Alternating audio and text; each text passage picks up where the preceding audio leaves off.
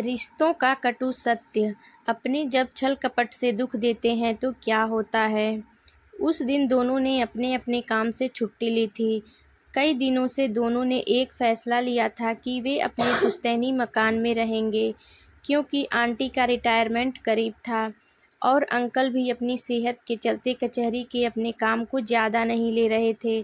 Sugar होने के चलते थक जाते थे।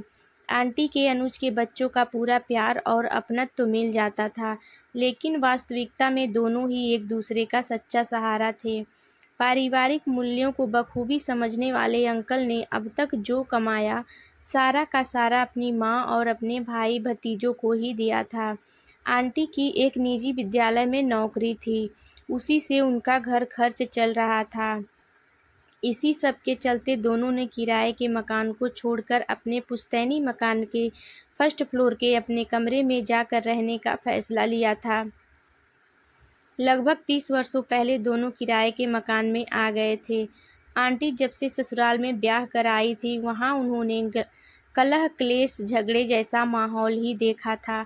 घर के किसी भी सदस्य का व्यवहार अच्छा नहीं था। ताने उलाहने, मारपीट, भद्दी भाषा और चरित्रहीनता जैसे उनके आचरण से तंग आकर ही अंकल और आंटी ने एक दिन अपना जरूरी सामान बांधा और एक रिक्शा में सवार होकर घर से निकल पड़े। मानसिक अशांति से थोड़ी राहत तो पाई, लेकिन बहुत सी कठिनाइयों से उन्हें गुजरना पड़ा, क्योंकि उनके पास पलंग बर्तन कुछ भी नहीं था। हर चीज़ पर घर वालों ने अधिकार जमा रखा था। वह घर नहीं, मुसीबतों का एक अड्डा नजर आता था।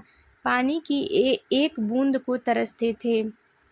आंटी एक संपन्न परिवार से ऐसी ससुराल में आई थी जहां तमीज और तहजीब नाम की चीज़ कोई नहीं जानता था। अंकल की माँ को चुगलखोर औरत के रूप में सारा मोहल्ला जानता था। अंकल ने जब अपनी आंखों से देखा, कानों से सुना कि किस तरह के घर के लोग आंटी के नाक में दम करते हैं जब वे घर पर नहीं होते हैं, तब उन्हें यकीन हुआ कि वास्तव में घर वाले बदतमीजी की सारी हदें लांघ चुके हैं। किराए के मकान में आ जाने के बाद भी अंकल आंटी अपने पुश्तैनी मकान में बराबर आते जाते थे, हर मौके पर मौजूद रहते। वहाँ अपनत्व या इज्जत नाम की कोई बात ही नहीं थी। तब भी अंकल पारिवारिक मूल्यों के पक्षधर और बेहद सरल स्वभाव के धनी होने के नाते अपनी जिम्मेदारियों को कभी अनदेखा नहीं करते थे। अधिकार शब्द को तो अंकल ने जैसे भुला ही दिया था। अधिवक्ता थे तो रोजाना कचहरी आना जाना रहता था। जाते और आते रोज अपनी माँ के पास रुकते थे। हर तरह की मदद करने को तैयार रहते। खुद कितनी भी तंगी में हो, माँ को हमेशा बिना मांगे ही रुपए पैसे देते थे। बिजली के बिल, राशन, सब कुछ के लिए ये उनकी सादगी कहें, माँ की चतुराई, या कहें अंकल की दूरदर्शिता। आंटी की जहाँ तक बात है, ससुराल वालों के साथ रहते समय बहुत सारे कटु और कसक देने वाले अनुभव उन्हें वहाँ मिले थे। विवाह के कुछ समय बाद ही अभी आंटी नई नवेली ही थी कि उनके सास ससुर ने एक दिन उनके कमरे में आकर उनसे उनके सभी जेवर उतरवा लिए थे।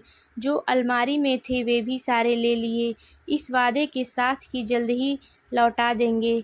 अब चूंकि आंटी का सारा स्त्रीधन वे लोग ले ही चुके थे, तो अब उनको उनसे वास्ता भी क्या रखना था। अब वो देनदार थे, सो जितना हो सकता था उतना परेशान करते थे। इसी बीच आंटी के पीहर पक्ष से बड़ी रकम लाखों में उधार मांग ली, लौटा देने की शर्त पर। आंटी ने अपने पीहर पक्ष को कभी भी अपनी आप बीती नहीं बताई थी। एक तो आंटी को संस्कार ही ऐसे मिले थे कि वे स्वभाव से ही गंभीर थीं, और दे ही देंगे तो उन्हें क्यों कहना, जैसा स्वभाव ही भी मन में था। अंकल को भी आंटी ने बहुत दिनों बाद बताया कि सारे जेवर आपके माता पिता ने ले लिए। अंकल ने जरा भी आशंका नहीं जताई, सोचा कोई बात नहीं, दे देंगे वापस। उधर आंटी के माता पिता ने ताउम्र अपना धन वापस नहीं मांगा, मांग ही नहीं सके। अपने दामाद के लिए उनके मन में सम्मान और प्यार था, इस कारण आंटी का पीहर बहुत दूर था। आंटी अंकल खुद ही वर्ष में 1-2 बार मिल आते थे। बहुत आहत मन से अंकल आंटी उस घर से निकले थे, लेकिन अब समय का लंबा फर्क और मजबूरी उन्हें फिर वहां ले जा रही थी। किराया नहीं दे सकेंगे, सो अपने कमरे में जाने का विचार किया। आंटी ने अंकल से कहा, आप कल उधर जाओगे तो अपना कमरा खोल आना, मैं साफ करने के लिए जाऊंगी, फिर ज़रूरी सामान रख आएंगे। अंकल ने कहा, ठीक है। अगले दिन अंकल ने अपनी माँ से कहा, माँ, हमने अपने कमरे में लौटने का विचार किया है, क्योंकि आपकी बहू रिटायरमेंट के करीब है। मकान का किराया देना मुश्किल होगा। सेहत की वजह से मैं भी वकालत का काम कम ही लेता हूँ। अंकल की बात सुनते ही माँ को तो जैसे सांप सूंघ गया हो, बिना जवाब दिए घर से बाहर निकल गई। अंकल अपने घर आ गए। आंटी ने कहा, कमरा खोल आए क्या? अंकल ने कहा, नहीं, कल चलेंगे तब कमरा झाड़ देना तुम।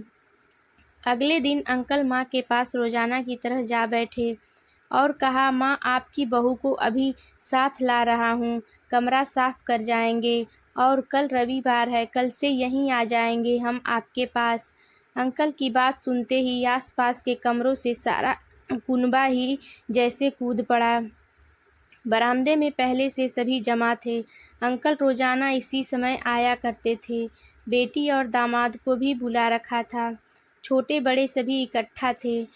कोई कुछ बोले इससे पहले अंकल ने फिर कहा, माँ, क्या बात है, बोल नहीं रहा कोई? इतने में बिजली सी कड़कती कर्कश आवाज में बोलते हुए अंकल की माँ अंकल पर टूट पड़ी। अंकल को धकियाती हुई बाहर के दरवाजे तक ले गई। बहन जीजा ने धक्के मारे, भाइयों ने जली कटी कही, भाभियाँ मुस्कुरा रही थीं। अंकल अचानक हुए इस हमले को सह न सके, कुछ समझ न सके और लड़खड़ा कर नीचे गिर पड़े। माँ व बहन ने गिरने पर भी धक्के दिए। अंकल का बाजू हिल गया, पैंट घुटने से फट गई। इस अजीब व्यवहार व अपमान ने अंकल का दिमाग घुमा दिया। पगड़ी उतरकर दूर जा गिरी। अंकल अकेले उठ पाने की हालत में नहीं थे। किसी तरह सीढ़ी पकड़कर उठे और अपने घर पहुँचे। बदहवास, परेशान, लज्जित और चुप। वे तत्काल बोलने की स्थिति में नहीं थे। आंटी ने उन्हें देखा तो सहम गई और प्रश्नों की झड़ी लगा दी। किसी प्रश्न का कोई जवाब अंकल नहीं दे रहे थे। आंटी ने खाना परोसा।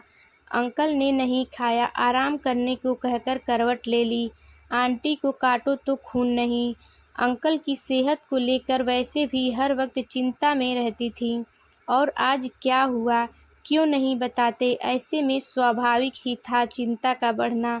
आंटी ने देखा कुहनी तथा घुटने छिले थे, पैंट फटी थी। अब तो यही अनुमान लगाया कि स्कूटर तेज चलाया होगा, पर मन नहीं माना। अंकल कभी तेज चलाते ही न थे स्कूटर। चोट आखिर कैसे लगी होगी? कहीं खड्डों वाली सड़क पर स्कूटर फंस गया होगा। कहते हैं कि जब स्नेह, प्रीति, लगाव या दायरा छोटा हो तो वह एक पर ही केंद्रित हो जाता है। आंटी की कुछ ऐसी ही स्थिति थी। अंकल ही उनके पास थे। जीवन साथी से लगाव होना स्वाभाविक भी है, फिर दोनों के साथ तीसरा तो कोई कभी कभी ही पास आता। अधिकतर तो दोनों अकेले ही होते थे। अंकल से आंटी ने सब जानना चाहा, पर अंकल शायद सोए भी नहीं थे। सुबक रहे थे, रो रहे थे, तकिया आंसुओं से भीग गया था। बहुत मनुहारे करने के बाद अंकल ने बताया, मैं गया था उस घर में, किंतु अब हम कभी वहाँ नहीं जाएंगे, कभी भी नहीं। आखिर क्यों? आंटी ने तुरंत जानना चाहा था। अब आशंकाओं ने आंटी के मन को घेरना शुरू कर दिया था। आशंकाओं को आधार भी मिलने लगा था। भीतर ही भीतर जिस घर में उचित सम्मान कभी नहीं मिला, बड़े होने के नाते भी नहीं, वहाँ तो कुछ भी गड़बड़ हो सकती है, ऐसा आंटी के मन में विचार उठ रहा था। अब अंकल ने सारी बात बताई, लेकिन रोते हुए, सुबकते हुए अंकल के चेहरे पर मन की पीड़ा को साफ पढ़ा जा सकता था। आंखों से मानो दिल का दर्द टपक रहा हो। सारी आप बीती बताई। आंटी अंकल को दुखी देखकर तड़प उठी, किंतु खुद को रोका। यह वक्त अंकल को सहारा देने का है, सताने या सुनाने का नहीं। अब जबकि अंकल खुद भुगत कर आए हैं तो क्या बचा है कहने सुनने को। अब तो उन्हें माँ की भक्ति से मिले रिजल्ट का साक्षात अनुभव हुआ है। जिन भाइयों ने कभी भैया कहकर बुलाया भी नहीं, उन्हें अंकल ने कहाँ कहाँ सहारा नहीं दिया। एक को तो सरकारी नौकरी भी अपनी जान पहचान के बूते परीक्षा के प्रश्न पत्र पूर्व में ही बताकर दिलवाई। जैसे तैसे शेष की आर्थिक मदद, कानूनी मदद करते रहे। आज उन्होंने ठोकरें मारकर बाहर कर दिया था। आंटी ने अंकल को सहारा दिया, हमें जाना ही नहीं वहाँ। आप चिंता न करें, आपके साले साली कितना पूछते हैं आपको, हमेशा मदद के लिए खड़े रहते हैं। सो परेशान नहीं होना है, बस इस बात को यहीं रोको। आंटी अंकल की सेहत न बिगड़ जाए, इस बात से भीतर ही भीतर डर रही थी। इसके बाद अंकल हमेशा गुमसुम रहने लगे थे। काम पर जाते जल्दी घर आ जाते। फिर एक दिन बहुत कठिन घड़ी आई। अंकल कचहरी में बेहोश होकर गिर गए। आंटी के भाई को सूचना मिली तो फौरन उन्होंने संभाला, अस्पताल पहुंचाया। सभी जांचें हुई। अंकल को बीते दिनों अपनों से मिली प्रताड़ना के कारण गहरा आघात पहुंचा था। विश्वासघात के शिकार हुए थे वे। सूचना तो उनके घर वालों को भी दी गई, किंतु किसी ने हाल जानना जरूरी नहीं समझा। वे ही तो गुनहगार थे, वे क्यों आते पूछने। पक्षपातिनी माँ, वह बेरहम बहन, किसी को दुख नहीं हुआ अपने ही घर के सदस्य के बीमार होने का। आंटी नौकरी पर थी, लौटी तो बहुत दुखी हुई। उनकी व्यथा का कोई पारावार न था। आते ही अंकल से लिपट गई, सब कुछ पूछ डाला, भाई से, चिकित्सक से। रिपोर्ट पढ़ी। अंकल अपने साथ घटित उस अपमानजनक व्यवहार को याद करे भी तो कैसे। कटु सत्य से सामना हुआ था उनका। एक बहुत बड़े राज से पर्दा उठा था। मन में चल रही उठापटक ने अंकल को असामान्य हालत में पहुंचा दिया था। अंकल रह रहकर यही बुदबुदाते, मैंने बिगाड़ा क्या है उनका। लगभग 8 माह तक ससुराल वालों की सेवा से अंकल थोड़ा स्वस्थ हुए। एक दिन अंकल के पास उनका एक नज़दीकी रिश्तेदार फुफेरा भाई आया और कहने लगा, तुम्हारा पुश्तैनी मकान वे लोग बेच रहे हैं, ऐसी भनक मुझे लगी है। अंकल के साथ हुए अमानवीय व्यवहार का उसे पता था। उसने आगे कहा, तुम्हें कानूनी मदद लेनी चाहिए अब, क्योंकि अपने पुश्तैनी घर में वे जा नहीं सकते थे। सो याचिका लगाकर न्याय दिलाने की, वह घर में अपना हक लेने की अपील की। पहली पेशी पर ही सारा राज जाहिर हो गया। अंकल की माँ भाई सब मिलकर कचहरी में आए। वकील के माध्यम से अंकल के हाथ की लिखी दस्तबरदारी के सरकारी कागजात पेश कर दिए। वह भी 15 वर्ष पूर्व की गई समस्त कार्रवाई के केस वहीं खत्म हो गया। जब खुद ही अपना हक छोड़ने को लिख दिया तो अब कोई प्रावधान ऐसा न बचा था कि आगे सुनवाई हो। अंकल अनजान थे इस कटु सत्य से। यदि जानते होते तो केस ही क्यों लगाते भला। खुद अधिवक्ता होकर भी माँ की चाल न समझ सके, क्योंकि कोई माँ पर ही विश्वास नहीं करेगा तो किस पर करेगा। अब सारा मामला समझ आ गया कि क्यों घर से खदेड़ा, क्यों उन्हें वापस घर आने नहीं दिया। उन्होंने सिर्फ मलकियत की खातिर यह षड्यंत्र रचा था। मिलकर आपस में बांटना था घर की कीमत, जमीन जायदाद सब कुछ पहले ही लिखवा ली थी, बेच भी दी थी। ये रोज भी खुल गया। अंकल के पास कुछ नहीं था। ऐसे आस्तीन के सांप निकले अंकल के अपने, और माँ की ऐसी घिनौनी हरकत को क्या कहा जाए। क्या इस बेटे को पैदा नहीं किया था, यह आसमान से गिरा था, या इस बेटे को उसकी सरलता कहें, ईमानदारी का यह इनाम दिया गया था। अपनों द्वारा दी गई ऐसी सज़ा जिसे दिल पर ले लिया अंकल ने। शहर भर के शुभचिंतक अंकल का हाल चाल पूछते रहते हैं। आंटी के पितृ गृह के भाई बहन ने तन मन धन से अंकल की सहायता सेवा की। यदि इन लोगों का सहारा न होता तो पता नहीं क्या हाल होता दोनों का। एक वे अपने हैं जिन्होंने मार कर फेंका, एक ये पराए हैं जिन्होंने संभाला ही नहीं सहारा भी बने हैं।